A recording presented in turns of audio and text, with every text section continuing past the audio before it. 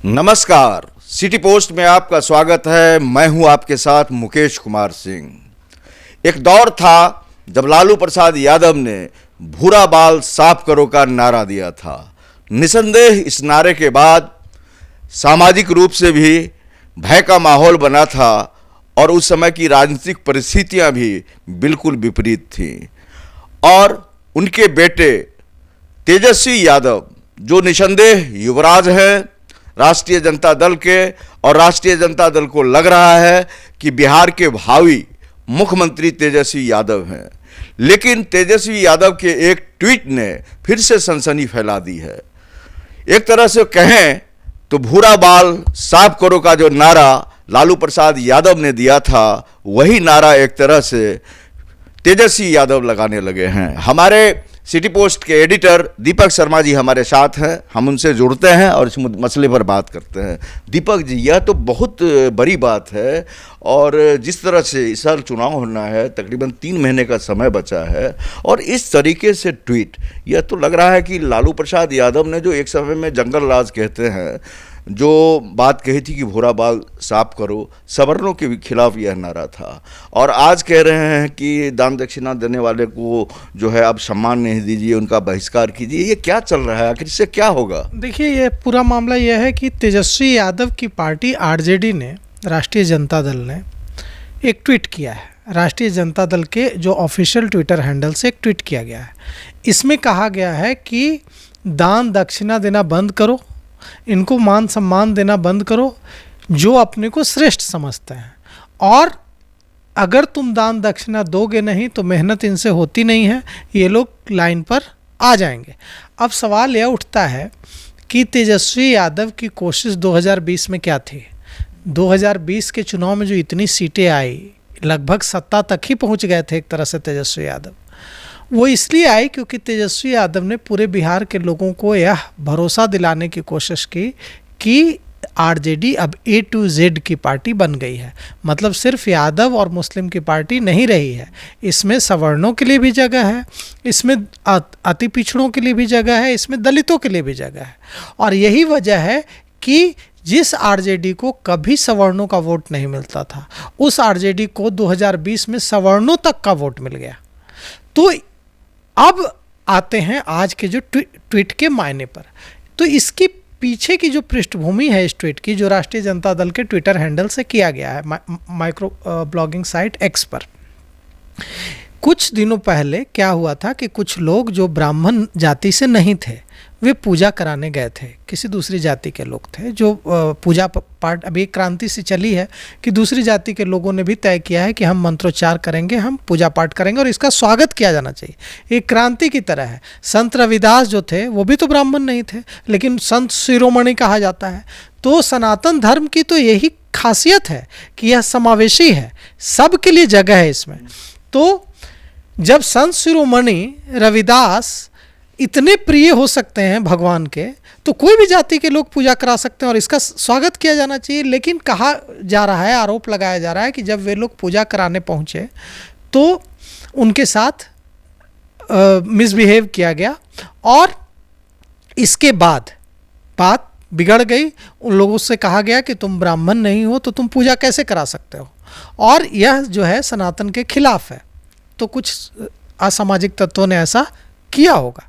लेकिन उसके बाद, उस घटना के बाद तेजस्वी यादव की जो पार्टी है, जो खुद को A to Z की पार्टी कहती है, जिसके सुप्रीमो लालू प्रसाद यादव और पूर्व की पत्नी और पूर्व मुख्यमंत्री बिहार की राबड़ी देवी, उन्होंने अभी पार्टी के कार्यक्रम में हाल ही में कहा था कि हमारी पार्टी सभी जातियों की पार्टी है और हम सभी जातियों के नेताओं को MP MLA बनाएंगे, मंत्री बनाएंगे। यह किसी एक जाति की पार्टी नहीं है। आप सब जातियों के लोग हमारा समर्थन कीजिए, पार्टी को आगे बढ़ाइए और सब जातियों के लोग मिलकर तेजस्वी को मुख्यमंत्री बनाइए।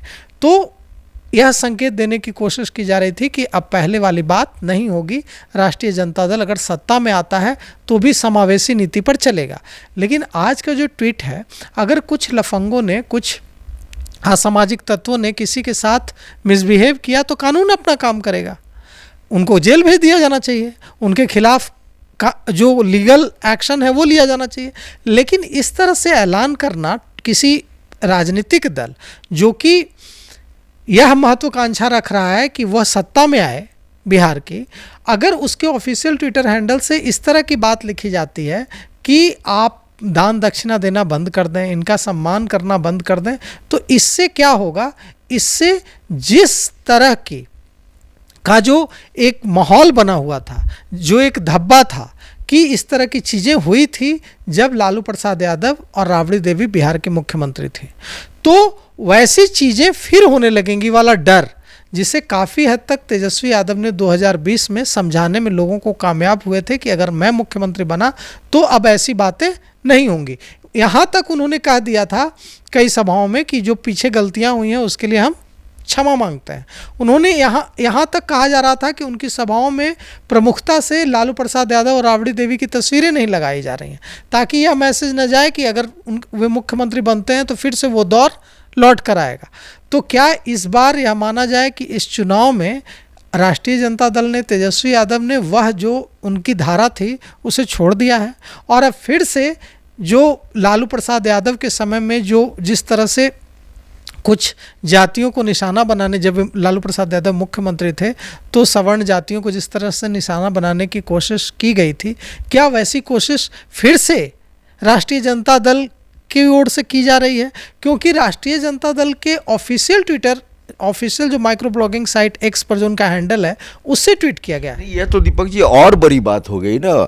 हमने शुरुआत इस बात से करी कि तेजस्वी यादव का ट्वीट, हालांकि ये ट्वीट जो है निसंदेह तेजस्वी यादव की सहमति है, बाकी और भी जो लीडर हैं, जो बड़े नेता हैं, उनकी सहमति हो सकती है, लेकिन तमाम नेताओं की सहमति होगी, हम इस बात को मानने को तैयार नहीं हैं। तो तेजस्वी यादव का ट्वीट और ये राष्ट्रीय जनता दल का ट्वीट, ये तो बहुत बड़ी बात होगी। तो आप देखिए यही बात है, तो अगर तेजस्वी यादव इससे सहमत नहीं है तो वे आकर कहें कि नहीं मैं सहमत नहीं हूँ, यह पार्टी जो के जो ऑफिशियल ट्विटर हैंडल से जो ट्वीट किया गया है उसमें जो इन शब्दों का इस्तेमाल किया गया है वो आहत करने वाले हैं और मैं इसका विरोध करता हूँ, और वे आदेश दें कि इस ट्वीट को डिलीट कर दिया जाए, तो यह माना जाएगा कि वे सहमति नहीं रखते हैं। लेकिन अगर उनकी पार्टी के ऑफिशियल ट्विटर हैंडल से, ऑफिशियल एक्स हैंडल से इस तरह का ट्वीट किया जाता है और वे मौन हैं, इसका मतलब यह है कि उनकी सहमति है, पूरे आरजेडी की यह सहमति है। ऐसे समय में जब चुनाव महज 4 महीने बाद होने हैं, तो क्या राष्ट्रीय जनता दल यह मैसेज देने की कोशिश कर रहा है कि फिर से जातीय राजनीति, जातीय हिंसा के दौर में बिहार को भेजने की तैयारी है? अगर इस तरह के ट्वीट होंगे, इस तरह के ट्वीट के जवाब में फिर दूसरी तरफ से भी ट्वीट होंगे। बिहार में जो एक बेहतर माहौल बना है, जहां पलायन की चर्चा हो रही है, जहां विकास की चर्चा हो रही है, जहां रोजगार की चर्चा हो रही है, जहां 94 लाख परिवारों को 2-2 लाख रुपए देने की चर्चा हो रही है, वहाँ फिर से जातीय हिंसा की चर्चा होगी। वहाँ फिर से इस बात की चर्चा होगी कि कैसे एक जाति के लोग दूसरे जाति के प्रति नफरत से भरे हुए हैं। तो यह काम निश्चित रूप से तेजस्वी यादव को करना होगा कि अगर उनकी सहमति से ऐसे ट्वीट नहीं किए गए हैं तो उन्हें आकर सामने कहना होगा कि इस तरह के ट्वीट मेरी सहमति से नहीं किए गए हैं, और जिन लोगों ने ऐसे ट्वीट किए हैं उनके खिलाफ कार्रवाई होगी। क्योंकि अगर कहीं कोई घटना होती है तो उस घटना को लेकर जो कानूनी कार्रवाई है वो होनी चाहिए। अगर किसी व्यक्ति ने अपमान किया है तो उस पुलिस अब गिरफ्तार करे ना, लेकिन पूरे समुदाय के बारे में यह कहना कि इन लोगों को दक्षिणा देना बंद करो, इन लोगों से मेहनत नहीं होता है, इन लोगों का बहिष्कार करो, यह बात कहीं ना कहीं फिर से वो जो जातीय उन्माद है उसको बढ़ाने वाली साबित हो सकती है। दीपक जी, निसंदेह राजनीतिक दौड़ हुआ करता है, जिस तरह से 90 का दशक था और वह दशक हम लोगों ने भूला नहीं है, और उसके बाद सरकार बदली, सत्ता में नीतीश जी आए, और आपने बड़ी अच्छी बात भी कही अभी कि सत्ता के करीब पहुंच चुके थे 2020 के चुनाव में तेजस्वी यादव, और A to Z का फार्मूला था यह। लेकिन अचानक भीतर से यह कौन सी आग निकली है, और ये इससे इनकार भी नहीं कर सकते हैं तेजस्वी यादव, क्योंकि ये ऑफिशियल पेज है और ऑफिशियल पेज से आपने ट्वीट करा है, तो इसमें तो आपकी सहमति नहीं होने का सवाल ही नहीं उठता है। पढ़कर सुनाते हैं कि उन्होंने दरअसल कहा क्या है। उन्होंने जिस तरह से, देखिए हम यह मानते हैं कि अगर तेजस्वी यादव कुछ कह रहे हैं तो वो आरजेडी कह रहा है, और अगर आरजेडी कुछ कह रहा है तो तेजस्वी यादव कह रहे हैं, लालू प्रसाद यादव कह रहे हैं। राष्ट्रीय जनता दल के जो सोशल मीडिया अकाउंट है एक्स पर, माइक्रो ब्लॉगिंग साइट एक्स पर, उससे जो ट्वीट किया गया है उसमें लिखा गया है, 33 मिनट पहले यह ट्वीट किया गया है, इसमें लिखा गया है कि संविधान को नहीं मानने वाले आरएसएस बीजेपी समर्थक 2 कौड़ी के टुच्चे लफंगे अज्ञानी एवं अन्यायी चरित्र के धूर्त लोग कथा बकना मंत्र बाचना अपना जन्मसिद्ध अधिकार समझते हैं, जो जन्म के आधार पर खुद को श्रेष्ठ समझते हैं। ठीक बात है, जन्म के आधार पर कोई श्रेष्ठ नहीं होता है, यहाँ तक सहमत है। जो दूसरे इंसान से अधिक पवित्र अपने मूत्र को समझते हैं, यहाँ तक सहमत हैं। हर व्यक्ति भारतीय संविधान के मुताबिक, भारत भारतीय संविधान के मुताबिक चलेगा, जो डॉक्टर बाबा साहेब भीमराव अंबेडकर द्वारा निर्मित है। तो भारत का संविधान कहता है कि भारत का हर व्यक्ति, चाहे वो किसी भी जाति और धर्म का हो, बराबर है। हम सब लोग इसमें आस्था रखते हैं। लेकिन यहाँ से जो बात कही जा रही है जातीय उन्माद को बढ़ाने वाला है। यहाँ से कही जा रही है कि ऐसे भिखमंगों को यह नहीं मालूम कि जिस दिन मेहनत कश बहुजन तुम्हें धर्म के नाम पर दान दक्षिणा देना बंद कर देंगे, तुम भूखे मर जाओगे, क्योंकि श्रम तुमसे होता नहीं है। ऐसे लोगों का सभी समाज मिलकर सामाजिक बहिष्कार करे। जय संविधान। अब सवाल यह उठता है कि आप पटना की सड़कों पर, अभी हम लोग दोनों माइक लेकर निकलते हैं, और जो ऑटो चलाने वाले लोग हैं उसमें कितने ब्राह्मण, भूमिहार, राजपूत, कायस्थ मिल जाएंगे। जो मजदूरी करने वाले सिक्योरिटी गार्ड हैं बाहर खड़े, 10, 15, 20 हज़ार रुपये की नौकरी कर रहे हैं, उसमें कितने आपको ब्राह्मण मिल जाएंगे, भूमिहार मिल जाएंगे, राजपूत मिल जाएंगे, कायस्थ मिल जाएंगे। इतना तो दूर आप अगर महानगरों में जाएंगे तो वहां जो मजदूरी कर रहे हैं उसमें बड़ी संख्या सवर्णों की है। दीपक जी, इसमें तो मैं भी वो कहूँगा कि संविधान का पालन हर एक व्यक्ति को करना है, क्योंकि संविधान से हमारा देश चल रहा है, लोकतंत्र है। लेकिन आपको यहाँ मैं टोक करके इसलिए बताना चाह रहा हूँ, कहना चाह रहा हूँ कि आप देखिए, एक आईएएस अगर SC ST के हैं और उसी मतलब महकमे में एक कोई चपरासी अगर राजपूत है या ब्राह्मण है, तो उसके बेटे को जो है कितनी फीस भरनी पड़ रही है, और उस IAS पदाधिकारी को देखिए पूरा का पूरा माफ़ है। तो संविधान में भी समानता की बात नहीं दिख रही है। सब संविधान मान रहे हैं, मान के चल रहे हैं, कानून से चले, सब कुछ चले, ये सारी बातें सही हैं, लेकिन ज़मीनी स्तर पर अभी भी संविधान का पालन, जो लोग ऐसे ट्वीट कर रहे हैं, इन्होंने ना तो संविधान को पढ़ा है, न ही इन लोगों ने संविधान का कोई सम्मान किया है। देखिए, वो जो बात है वहाँ यह बात है कि SC ST के लिए क्रीमी लेयर लागू नहीं है, लेकिन OBC के लिए तो लागू है। अगर किसी व्यक्ति की आय 8 लाख से अधिक है तो उसको आरक्षण का लाभ OBC के तहत नहीं मिलेगा, वो क्रीमी लेयर में आता है। तो निश्चित रूप से जो OBC के IAS ऑफिसर हैं, OBC के जो बड़े बड़े कारोबारी हैं, उनके बच्चों को आरक्षण का लाभ नहीं मिलेगा। SC ST के में जो आपने बात कही वहाँ इसलिए ज़रूरी है क्योंकि जो अब हम ST की बात करते हैं, जो शेड्यूल ट्राइब के लोग हैं, जो अनुसूचित जनजाति के लोग हैं, अब भी वे जंगलों में रहते हैं। चूँकि मैं झारखंड का हूँ, धनबाद का रहने वाला हूँ, मैंने देखा है आदिवासियों का जीवन आज भी। मैं जब जाता था, जब मैं 20 साल पहले रिपोर्टिंग करता था, रिपोर्टर था हिंदुस्तान टाइम्स ग्रुप में, तो जब मैं जाता था वहाँ तो मैं देखता था कि वहाँ आदिवासी आज भी, उनके पास यह संकट है कि वे भूख से मर रहे हैं, भूख से मौतें हो रही है। और जब मैं खबर चलाता था, खबर लिखता था और बवाल मचता था, तो उनके घर जो प्रखंड विकास पदाधिकारी और जो दूसरे अधिकारी होते थे, वो जाके अंडा रख देते थे, जाके दूसरा खाने का सामान, अनाज रख देते थे, ताकि जांच टीम आए तो पता चले कि नहीं, उनके घर राशन है। तो जो आदिवासी समाज है हमारा, आज भी इतनी गरीबी झेल रहा है, तो वहाँ के बच्चे कैसे पढ़ेंगे? तो उनको आरक्षण की ज़रूरत है।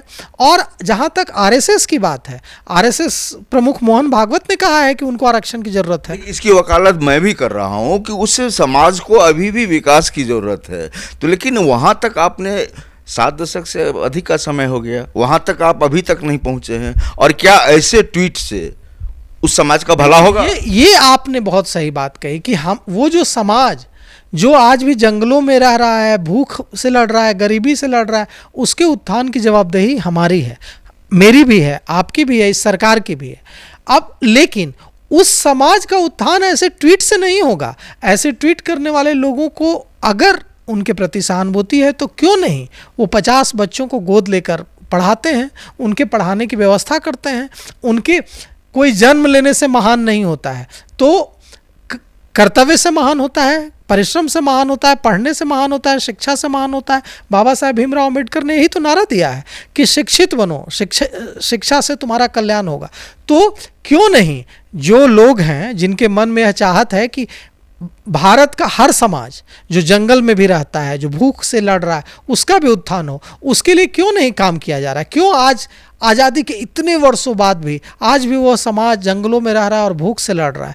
तो निश्चित रूप से यह जो सवाल है, यह सवाल SC ST का नहीं है, यह सवाल OBC का नहीं है, यह सवाल जातीय उन्माद फैलाने का है कि इस तरह के ट्वीट से किसी का भला नहीं होगा, सामाजिक माहौल खराब होगा, जातीय उन्माद का वातावरण बनेगा। और यही जो दोनों तरफ के जो असामाजिक तत्व हैं, जिनको ये लोग टारगेट कर रहे हैं, वहाँ के असामाजिक तत्व भी यही चाहते हैं कि जातीय उन्माद बढ़े, और जो तबका जिस तबके की वकालत कर रहे हैं उसको भी इससे कोई लाभ नहीं होगा, और इससे बिहार का जो माहौल है वह खराब होगा, और इससे किसी का कोई भला नहीं होगा, किसी का कोई विकास नहीं होगा। देखिए, अभी कुछ समय ही हुआ है ट्वीट का, तो निसंदेह अब वार प्रतिवार होंगे, ये शीतवार का दौर तो चला ही हुआ है, हमला तो इस पर होगा ही, निसंदेह यह बात आगे तक जाएगी।